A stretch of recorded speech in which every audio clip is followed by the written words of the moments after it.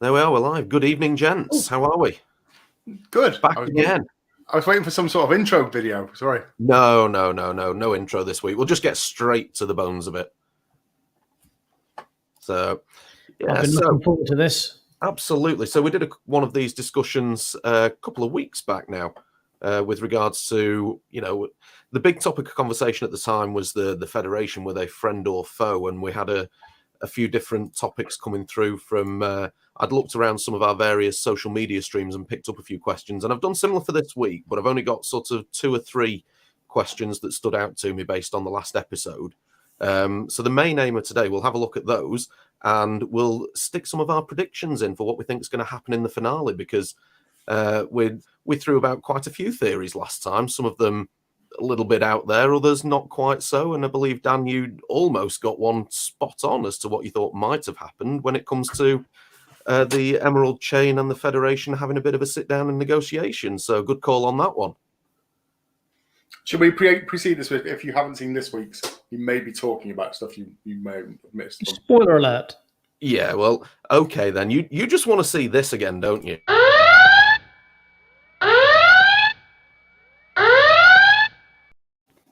We need to redo that for Discovery ones, which says Condition Black or Black Alert. Yeah, Black Alert. Yeah, we could do that one again. Yeah, we'll have to have a look at that one. So, Megan's joined us again. Hello, Megan. Hi, Meg. Nice to see you. And Alan's here with us again, as is Tim. Alan. Timothy. So, yeah, we'll dive straight in with one of the questions that I picked up from one of our media feeds.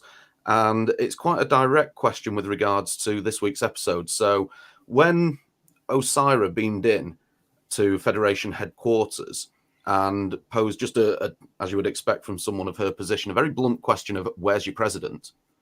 And Vance just quite blasé said, well, he's been authorized to negotiate in the president's absence.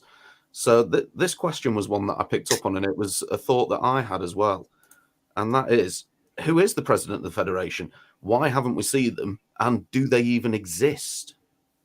And this is something we picked up on in the last Discovery chat that we did about what's happened with the Federation. We've not actually seen any sign of the Federation. It does make you wonder if the president does exist. If he does exist, is he locked away in some cell somewhere? Is he, presumably, if there is still a president of the Federation, then he's got to be a high target. So he's got to be protected. So you can't ignore that might be why we haven't seen him. Yeah. But getting back to, I think I said last week, the actor, sorry, I can't remember his name now, that plays the head of the Starfleet at the moment. Oded Ferrer. Yeah, he's always played, especially in Resident Evil, characters that double cross, that are not what they seem to be. That's what he does. So I still think we're going to see something from him that's going to be a curveball, and possibly involving the president, possibly not. We'll see. Possibly. I mean, I've throughout my review videos for this season, I've been very dubious about Admiral Vance. And if there's any sort of ulterior motive there, is he hiding something? But you know what? And I highlighted it in this week's review. I was actually really impressed with him and his moral compass and the way he stuck to his ground with, the armistice. Just jump in there though, but weren't you given that impression of Lorca in season 1? You were, but if there was going to be any sort of underhanded dealings, we as the viewer would be allowed to see that in that Federation headquarters ready room when it's just him and Osyraa chatting. He could have turned off Eli, that lie detector. He could have said, right, just shut down, and then frankly talked to Osyraa and been underhanded and double cross. But he didn't. He stuck to his moral ground. And I've got to admit, I was quite impressed with that. I wasn't expecting... The lie detector was paying attention to Osyraa, not him. True. And he was very cagey about who the lie detector was based upon. Yeah. No, he said it was nondescript computer generated, didn't he? No, Dan's right there. I can't remember the exact line, but there was something that she said. It's like, why is it watching me? Didn't she? It's watching me. And he was like, well, it's focusing on the person it's figuring out. That's why it's not looking at me. You're right there, Dan. There was a I must line. have missed that bit. Yeah. I'll have to rewatch and see that bit. Yeah. So Tim says perhaps Vance's Starfleet is a splinter group, which is something we discussed last time. Yeah. You know, are there separate factions of the Federation and Starfleet? Megan, I don't think Vance is hiding anything. Initially, I thought he was, but now I'm not so sure. Yeah, I'm in the same camp. Yeah, Megan. I got that impression as well. Initially, I thought when I saw the actor, I was like, oh, yeah, he's a double crossing SOB.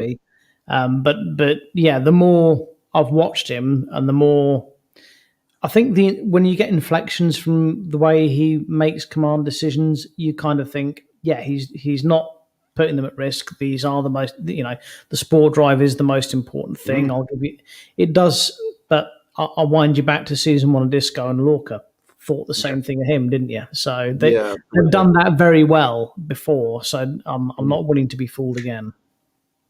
And you see, on this same topic as well, kind of changed my mind slightly about a theory that we discussed in the last chat that we did about this, where we were speaking about Admiral Tal, and we were wondering whether, say, Tal may be head of the Federation and Vance may be head of Starfleet, and them being separate factions, as has just been brought up in the comments there. But I'm actually wondering now if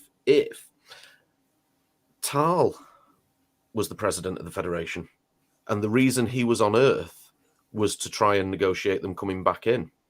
Well, at the moment, he's dying. Oh, they are dying inside a nebula. So, that's a bit awkward. Yeah, it is awkward. But again, it could be why Vance was so cagey around Adira when they first sort of like met at Starfleet headquarters. You know, if she's not got all the knowledge from the symbiont yet, and Senatal's uniform did seem much more grandiose than Vance's for someone who was technically, in theory, a lower rank. So could it be that Senatal was the president? I've always assumed that the president of the Federation has been kept secret for a big reveal. So we're going to get something like, I don't know, like Worf, because we know Klingons live a long time. It's going to be. Do you know what I mean? It's going to be something like that. It's going to be like a big, unexpected. Oh, it's him, or like the face of Bo from Doctor Who or something. Yeah, I've always assumed that, but yeah, it could be. It could be more. What should we say? Sinister purpose. I suppose the other possibility for a president of the Federation is another character we've seen so far in Discovery once or twice, which is Kovich. Few people have thrown that idea around. Is it Kovich, the guy who seems to be the apparent, maybe Section 31 of the future agent with the glasses? Could he somehow be the president of the Federation? Well, if he is, then our whole idea of Starfleet and the Federation is completely, it's our worst fears, isn't it? If the Federation's been undermined that much. I did say last time though, I think the last episode will be something along them lines, where Discovery makes a decision that puts them on the outside of maybe this new Emerald Chain Federation alliance, or not even alliance, merging. I think is probably a better word. I don't think that's going to happen now, though, is it? I think the negotiations were good to a point, but the fact that Vance stuck to his morals and Osyraa wasn't willing to stand trial for the atrocities that she has already committed, she just kind of wanted an instant pardon, didn't she? But was that? I mean, when you're talking about a serious plot development now and the trouble the Federation's in, the trouble Starfleet's in at the moment. Is that actually valid, or was that actually him finding a way out for his own purposes? Could have been. I mean, things have changed a lot. You're going to have to, whether you like it or not, you have to give concessions in war. And in times of war, there's war criminals that are always going to be excused on one side and not on the other. And that the episode that was banned in the UK and in TNG was exemplary of that, and has been dealt with very well in the Star Trek universe before. So I'm not so sure on that one. I think perhaps that indicates him, Vance, deciding I'm going to use this as a get out here to not agree with you. I'm gonna this is all good. It sounds good, too good to be true, and we all want it. Yeah, but just for you, the need of the one is actually going to outweigh the need of the many. That doesn't sing true to me. That still makes me think that his character stinks somehow. Or maybe if it is something along the lines of, say, for example, all right, maybe not Senatal, but if for some reason the president of the Federation is incapacitated, he's not going to want anyone to know about that, and he's kind of been thrown in at the deep end here, not just running Starfleet, but maybe having to take on the responsibility of the whole Federation. Maybe is that holding him back from doing stuff? So he has possibly some forced responsibility. Yeah, that he has to, he's got no, whether it's right or wrong, he has to sort of, he's like, well, my dying wish is you make sure this doesn't happen, and he's fulfilling that sort of thing. Yeah, okay. Yeah, could it be something along those lines? Maybe, again, possibly. Morally right, but, yeah. Yeah. So, yeah, that's interesting. A couple of bits that could develop in that last episode there. Another thing just about the episode we've had, with regards to Stamets now obviously being blown off Discovery by Michael, and yet they obviously need to get back to the Veruban Nebula for this last episode, because they've got Saru, Culber, Sukal, and now Adira there as well. Can I just, because this really confused me. So the episode before last, Discovery, Black Alert, taken over by the Orions, jump Starfleet headquarters. How did Booker's ship get there like that? He went through one of the quantum slipstreams. Now I've seen in Voyager. These could be remnants of Borg transport conduits from when. Do you remember the episode in Voyager where they experimented? Yeah, I do remember, but was it literally just like, because it felt very much like, oh, how are we going to get them? Well, we'll insert science here. Poof, we're there. Was that literally it? That was. It was brought up at the beginning of the series about these quantum slipstreams, but it was also mentioned that anyone who travels them must be crazy, because, and I think it was a link to the Gorn having blown up. I remember that line. Yeah. This is what's really with all the debris in the subspace slipstream. So I think that was just kind of like a visual representation, so that we made that connection to say, well, that possibility is there, but this is why it's not used. I don't want this turn this into a argument about hating Discovery or anything, but that was it just felt like a really lazy kind of, well, we've got to get them there. Bang, they're there. Yeah, I think it was literally just put there to justify that remark at the start. Genuinely, I'd agree with you there. I think in a way it's lazy, and I think it was just put there so that we had some sort of representation to justify that comment in episode 1. Yeah. Because otherwise, I mean... Lazy writing, unfortunately, but yeah. We've got Nelkos there saying that Vance is the president of what is left from the Federation. Well, Nelkos, I think that's a very... So what's always separated Starfleet from the Federation is that Starfleet has been seen as a military arm, and the Federation has a democratic presidency. Through necessity, has actually the Federation become fascism? Is that actually what they're hiding? Is he hiding the fact that he's actually the president and he's actually ashamed of that fact? That's a very good point.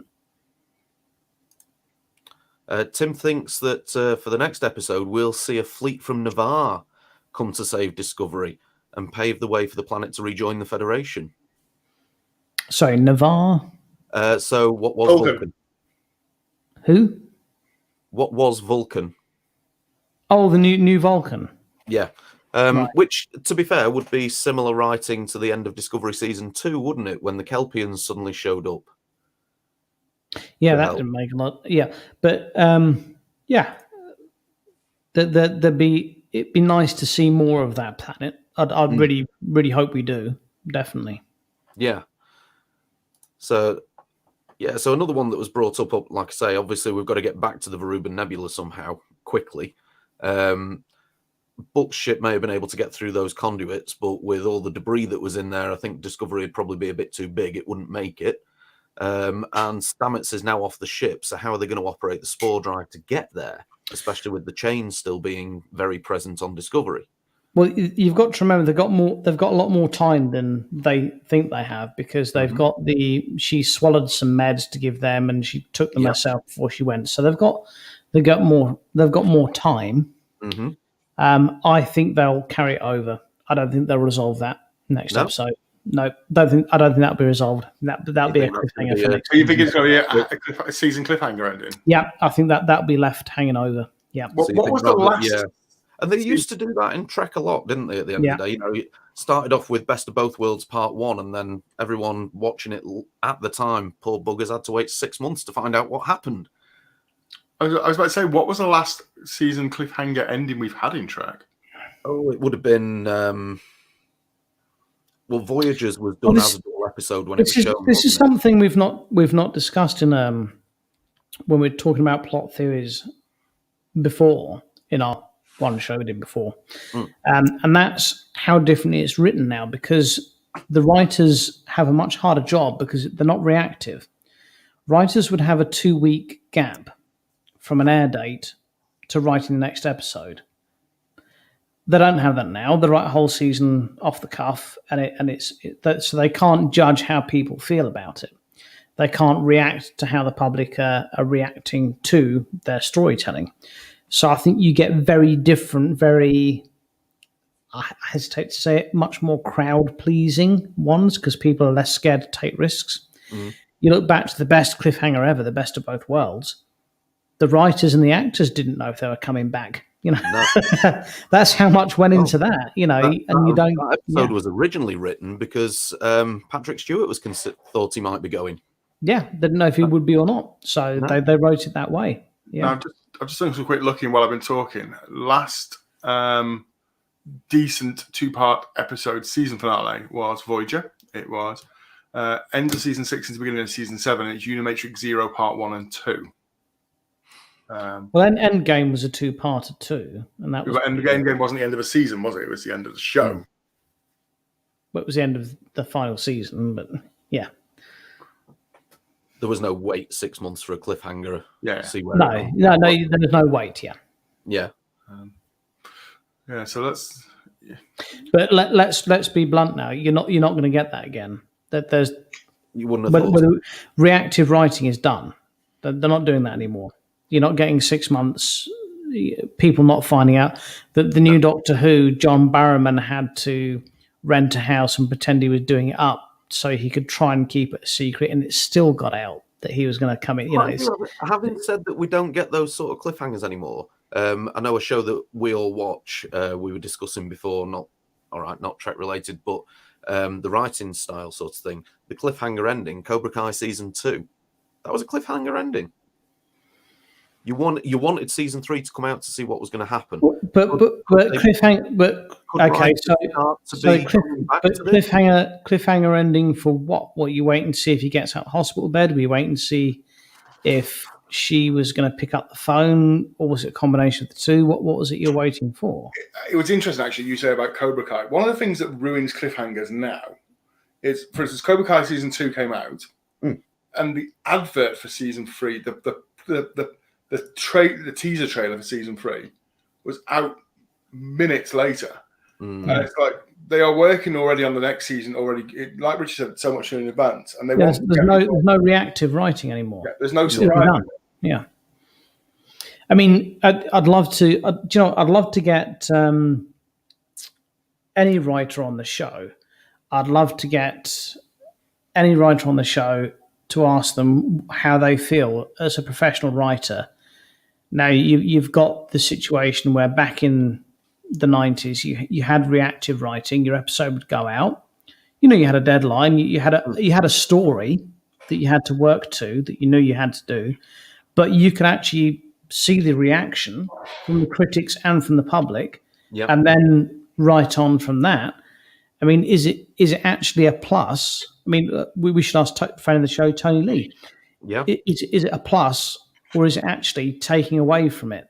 Like, is it a benefit, or does it detract from what you're trying to do to tell your story?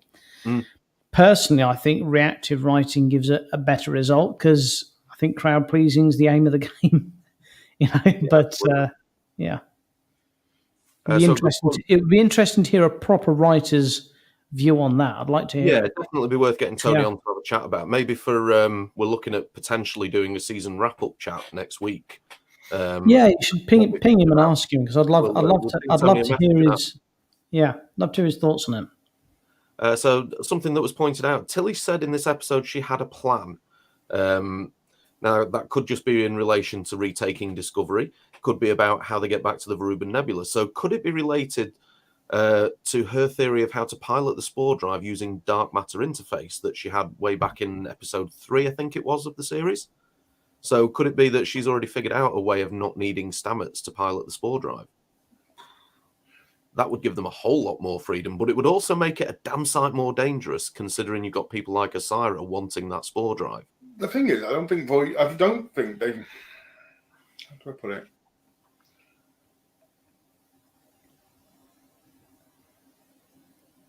I don't think danger would really affect Tilly. She's gone from being this sweet and lovable ensign to, in the space of the last 3 weeks, being, I don't care if I blow the ship up if it means you don't get it. If someone dies, you leave them. You know, you sit here and shoot someone in the head if they come through that door. She's gone through that whole, almost, she's gone gung-ho and out the other side of this. You know, I don't think she'd hesitate to do something that was dangerous if she thought it for the right reason. So yeah, you're possibly right on that one. You know, is she going to go, well, I had a theory about this. There's no time like the present. Let's just do it, see if it works.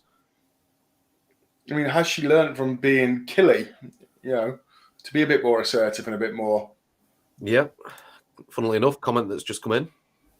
Tilly is going full killy. Obviously referring to her Mirror Universe counterpart there.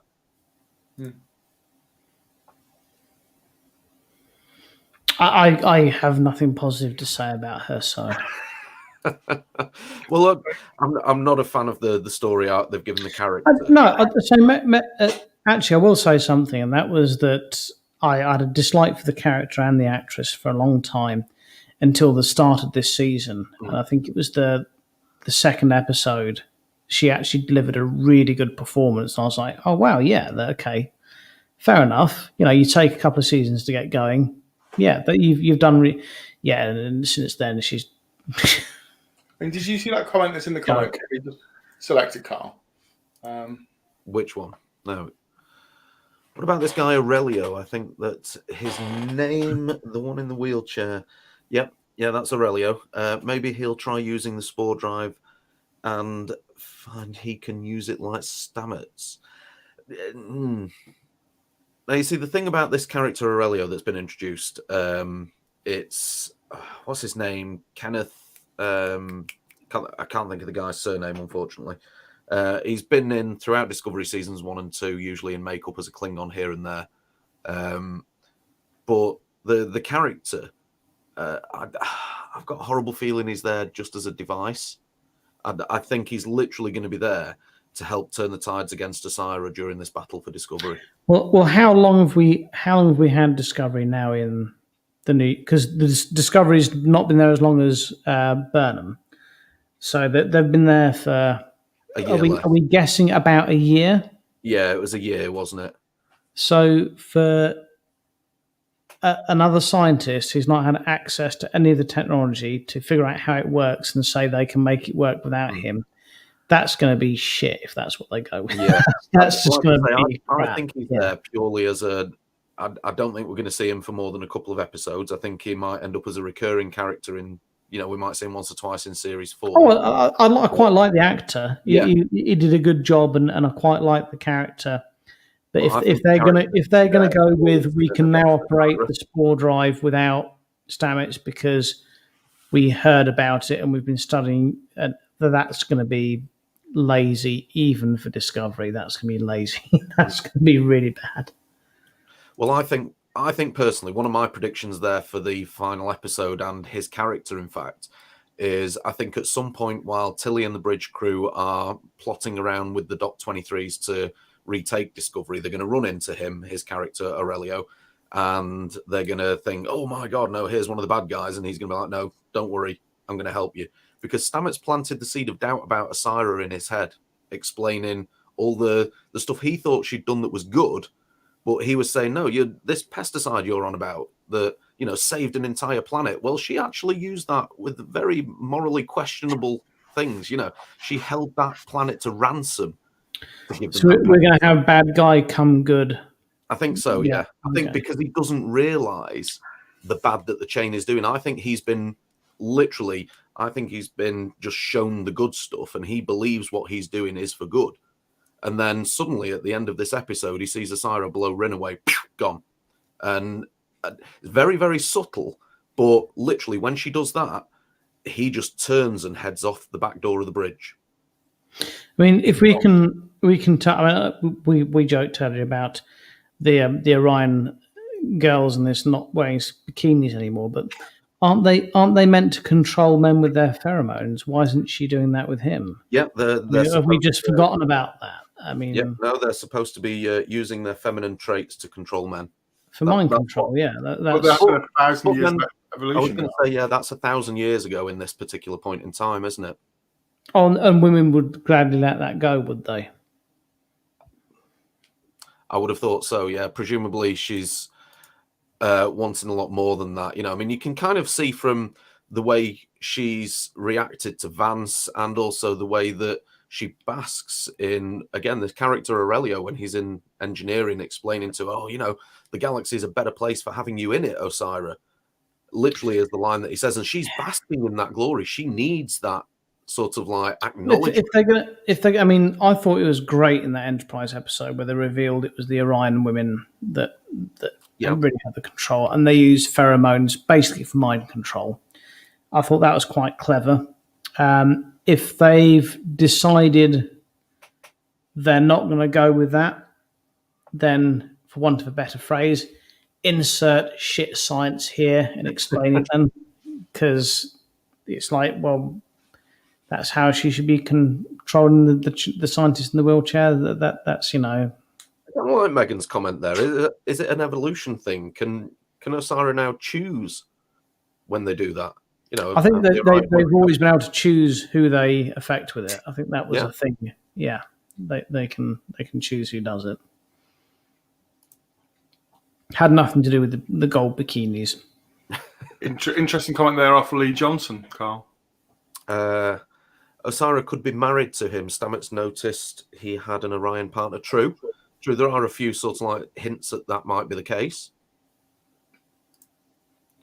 But yeah, that's one of my predictions going into the final episode, is that his character will double cross Osyraa, having seen how brutal she can actually be.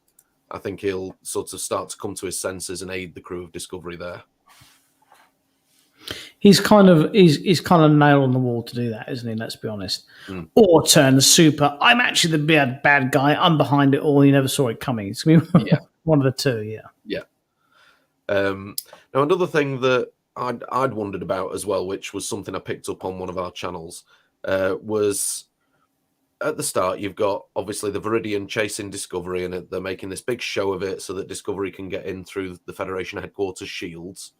And then the Viridian just sits there doing nothing while Osyraa's, negotiating with Vance. But then when that negotiation collapses and Osyraa returns to Discovery, she orders the Viridian to open fire on Federation headquarters. Now, seriously, that thing, like the comment that I picked up on, that thing's got to have some serious firepower to take on Federation headquarters. The way she asked for that to happen so confidently is that one ship can take down Federation and Starfleet headquarters on its own. Now, I don't know what your thoughts are on that one. I don't know. I think personally that she wouldn't be, if she could take it down, she wouldn't be negotiating to join it. They've got some good defense mechanism going there where all the ships join in and create their own bubble, to keep intruders out. I do. Something's being hidden. No, what we're seeing, I don't think is Federation headquarters. No, I don't. I think it's Starfleet, I think she knows that as well. She may well have a ship that's capable of taking down what we've seen, but that's not headquarters. I think she No. must know that. Yeah. Maybe we'll see. Maybe we'll see what we think is the Federation so far. Send out a distress signal, and the actual Federation show up. And they'll have little worming things in the back of their neck. Yeah. Megan's comment there. I've got a bad feeling someone on the planet isn't going to survive, or in the nebula. There's been talk of this, and I'm not convinced. I think everyone on that planet's going to make it off. All right. Let's put in round the room then. Richard, what do you think? So you've got Saru, Kulba, and Adira, and Sukal. So maybe Sukal's going to buy it. Yeah, he's Sukal is disposable. I don't think any of the main cast are going to die. No, I don't think any of the main cast are going to die. And even if they do kill them off, they'll just bring them back to life because that's what we do on Discovery. So I think Saru is going to realise what a weapon the young Kelpian could be in the instance that you could get him to cry and destroy a load more Xalithium, cause another burn. And Saru will take the option to stay with him in the nebula. they will not get rid of Saru. No. Doug Jones is the darling of this series. He's about the only thing that everyone can agree on they like. People said that in the past about Star Trek characters, though. Well, there's no one else really. I think that can. Don't get me wrong; it's stupid him being captain, but he's a wonderful actor and he's a wonderful character. I think they'd be absolutely committing serious suicide if they kill him off. Yeah, I don't think Doug's going anywhere. We shall see. And I would say that Sukal's disposable, and there could be a big emotional. Wilson Cruz is disposable. I mean, his character's good. Acting isn't brilliant. I think they would happy. They've already killed him off and brought him back once. I think they'd happily kill him off to get more out of Stamets, to get more out of his character. I think they'd sacrifice him to get some more stuff out of him. I don't know, because I think the character of Kulba, certainly at the start of this season, really started finding a place. Everyone always complained that Troy, for example, as counselor on TNG, didn't really do much. And Kulba's kind of slid into that role through the first half of this season. And Discovery being what it is, I think that role's quite a pivotal one in the crew. Mm-hmm. And so I'm not convinced they would get rid of him. And I think he's actually found a much stronger position as a character in that main cast compared to what he was in seasons 1 and 2. I think that character's really found its feet in this season. I like him. I like his character. And I've got to be honest with you, I think he's a better actor than Sonic Martin Green. But for me, he's deadwood to what they're trying to achieve with the series. I think Stamets is the one that they absolutely more than anyone else can't lose. And I think he's the one they want to develop more than anyone else. So I think they'll kill him. I don't think they'll kill anyone off, but if they do kill someone off, I think it'll be him. Do they, in fact, need to kill anyone off? Because obviously they've lost a main cast member with Michelle Yeoh splitting off, ready to do Section 31. Well, it's Discovery. They'll just bring him back. It's like it.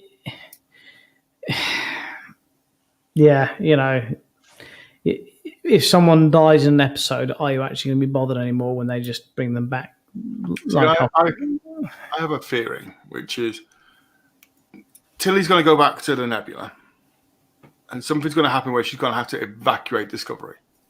Mm-hmm. There'll be a mass evacuation of Discovery, which will lead up to the episode, the episode Calypso, the short trek episode. Short trek, yep. And when the Sphere Data said it had been alone for 1,000 years, could it almost be talking about the 1,000 years, the 930 years Discovery jump forward, plus 60 or 70 years hidden in the... Oh, we think Disco might do another jump forward. Well, no, are we thinking that when Calypso, when the Sphere data was saying it has been alone for 1,000 years, could it have been talking about 930 years in the initial jump and then 70 years floating around? Well, no, I think you might be on something like that. I think maybe we'll have another jump. I think we'll have another jump forward. I wouldn't be surprised if that the whole thing about the Calypso short trek, I think that will come seriously into play for not just a season finale, but an end of show finale for Discovery. That's my opinion, because a lot of people online were theorizing, because obviously Kurtzman said that Calypso was going to be linked to this season, and we've seen that with the AI that's emerging on Discovery from the Sphere data, which is directly linked to the AI of Discovery that's in Calypso. But my personal thought is everyone seemed to, myself included, seemed to try and link it too directly to this Discovery in a nebula for 1,000 years in Calypso, trying to find a way to make that fit with season 3. I don't think it has to. I think kind of what you're saying there, Dan, about why is it have to, it's a very close tie-in, and I think they may have done it on purpose, that Discovery jumped 1,000 years into the future for this season. And in Calypso, Zora said, I've been without the crew for 1,000 years. So everyone's trying to go back and forth, linking that 1,000 years together. Why? Could we end up with a time tunnel, let's try and fix it season, where we do actually get the big reveal at the end of this season and find out that the Federation's sinister and evil and everyone's bad.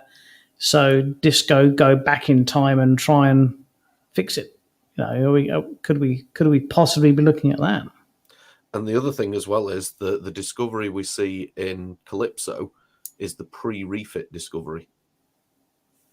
Yeah, I mean, Meg's just put there, how many more seasons could they do with Discovery? I'm thinking more. So this was something I was going to try and allude to tonight, and that's Discovery's a bit of an anomaly at the moment, because we've got, to me personally, I think the best season of Discovery we had was the first one. And it's got worse since. That's never happened with a Star Trek season. You always get the first two to bed in, and then it gets better. And you've had Picard come along and be really good straight away. I mean, yeah, there was definitely some episodes that were filler. Don't get me wrong, but it was a great season. And we've talked before about, is there going to be a tie-in with Picard and Discovery and Control, and is that the AI intelligence? I think, in fact, I'm quite sure now that Discovery has been used as a bit of a testing ground. We're going to see what people, because you don't have, we spoke about earlier in the show, you don't have reactive writing. Mm-hmm. I do wonder if Discovery has been a testing ground for what people are going to warm to, what they're going to warm to, and that we've had Picard from that. To an extent, yeah, because it was the first of this new generation of series coming out, wasn't it? And it is very odd that that the first season of Disco, if people disagree with me, fair enough, but the first season was the best season. The second season didn't make a whole lot of sense. The season we're in now it's okay. It's definitely better than the second season, but it's not how we used to having Star Trek delivered to us, so it feels very much like it's a test bed. I think in a way I'd agree. I think the first season was definitely the better season of the three. Yeah. But I think there's some individual episodes within this season that I would definitely rank as my favourites throughout Discovery. I think there's one or two that I would say out of all three seasons, there's one or two episodes in this season that I would rank in my top 5 out of all 3 seasons. But it feels like very much we're on a bit of a Discovery is being used as a testing ground, which is fair enough. Like, as we said right at the start of the episode, it's very interesting to see that Cobra Kai has been delivered exclusively at launch on YouTube, and now only available on Netflix. That's it's very telling as to what the the way that showrunners and the way that distributors, the makers, and the way it got delivered to us, and with all kinds of terminology that I can't understand, but the way that shows are syndicated, it's changed, and they're looking for how are they going to get it out there, and maybe Discovery has been put out there as well, let's see how this gets syndicated, and then we'll come in with our big hitter, which is Picard, and we'll But saying that, what is Discovery, 8 million per episode? It certainly was for the first season. Yeah, I'm not sure on the latest figures. That's an expensive project. It's an expensive test run, isn't it? Yeah. But I suppose the other thing to look at as well is, we're going back to a new age of Star Trek, a new golden, so to speak, age, where previously we'd had 3 series running back in the 90s. And we've got similar sort of thing now, lots of different series coming out, and not all of those series back then appealed to everyone all at the same time. DS9 was often back then the... Do you think the budget has actually interfered with the quality? The what, sorry? Do you think the budget has interfered with the quality? Because, I mean, if you're looking at Discovery, when the first thing Discovery came out, it was 8 million per episode. And that was a record breaker at the time, I believe. It was, yeah. £8 million per episode compared to, I don't know what it was for DS9, but I know that the Next Generation were hovering around $100,000 to $200,000 per episode.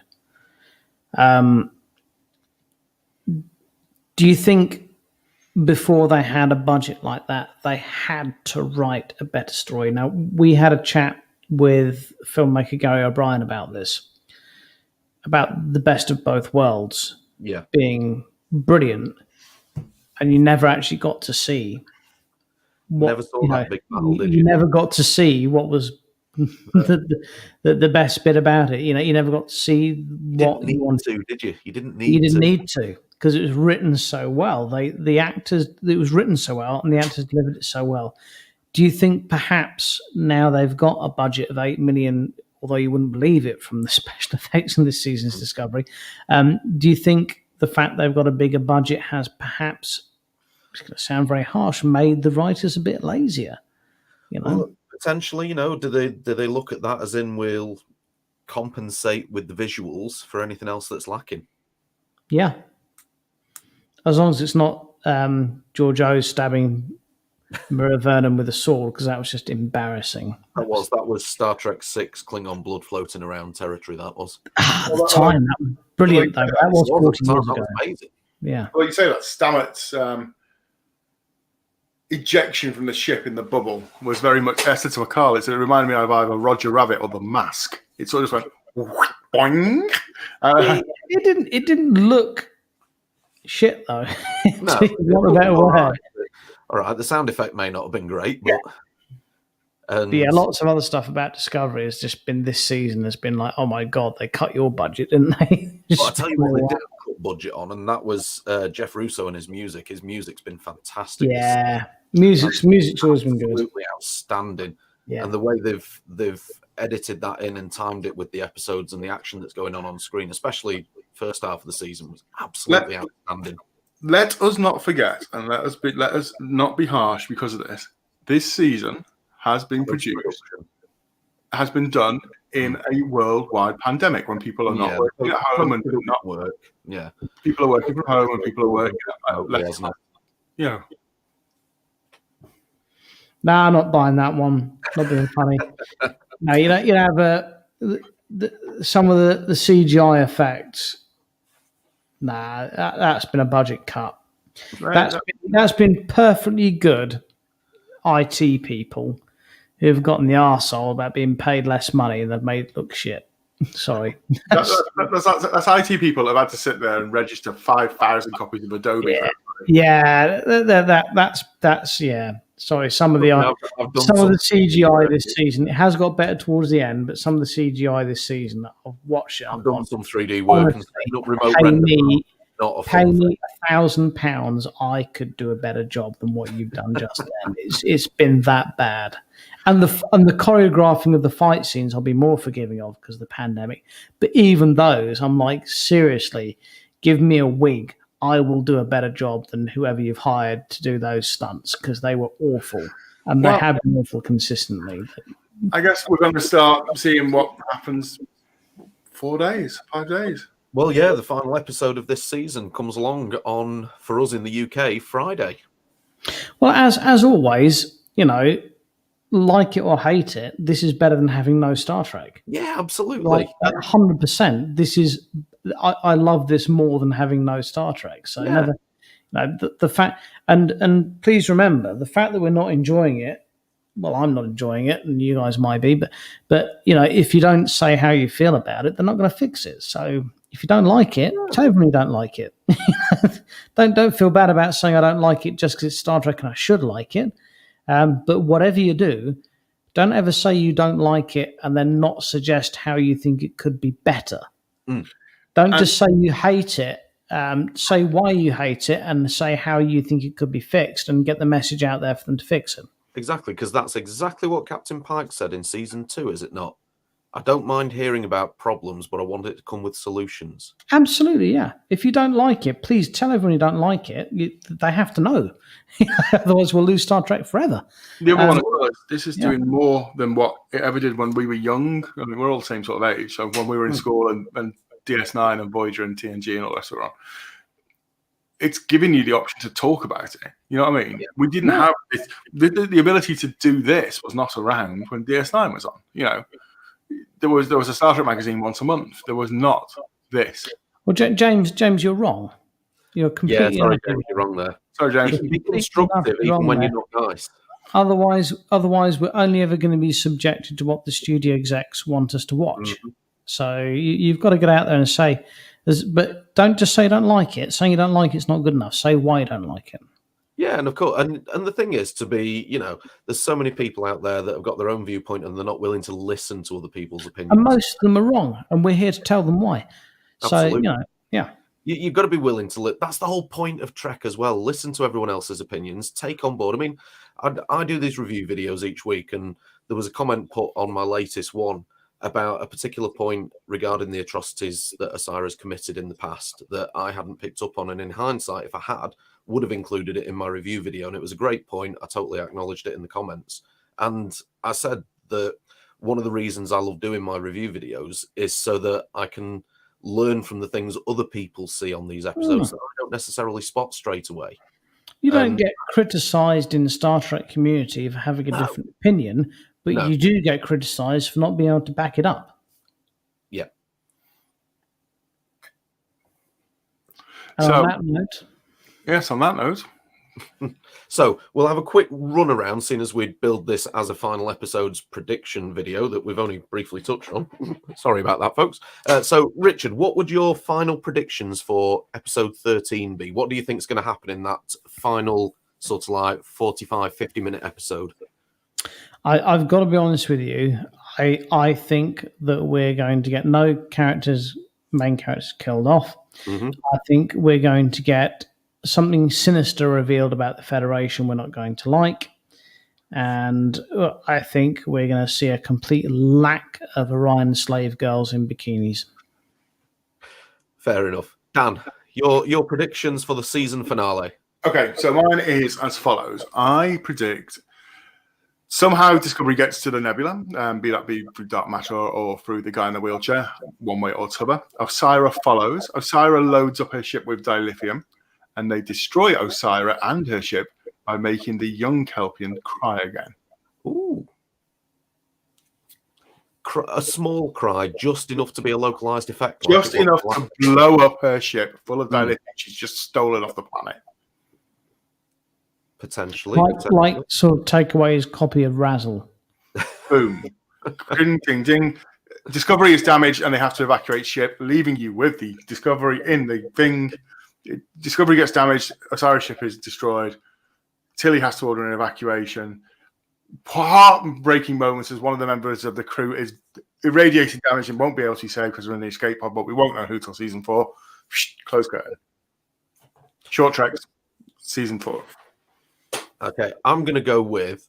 We're going to find out that, and I still think there's something in this whole Admiral Tal thing. I'm sticking to that. I brought it up in the last chat that we did about Discovery. I brought it up this time. I think there's something more to Admiral Tal. Whether that's that he ends up being the president of the Federation, I don't know. But there's definitely something more to come from that character, I think. So I'm going to go with him being revealed as the president of the Federation. Adira will twig on to that at some point. I think with regards to Su'Kal, I love your idea there about him being able to be almost coerced into making that happen again to defeat Osyraa. I like that. Do like that a lot. But I don't think any of the main cast are going to die. I don't think we're saying goodbye to anyone in the season finale. But no, I do think we're going to get a cliffhanger. And I think that cliffhanger is that I think the cliffhanger is going to be the reveal about what's going on with the Federation. I think, we might. I love the comment earlier about the Navarre fleet coming in to save the day.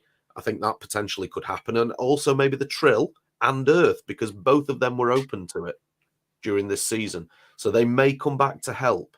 And I think that's when we might see the start of the reformation of the UFP. That's what I'm going for. Well, less than a week to find out. Absolutely.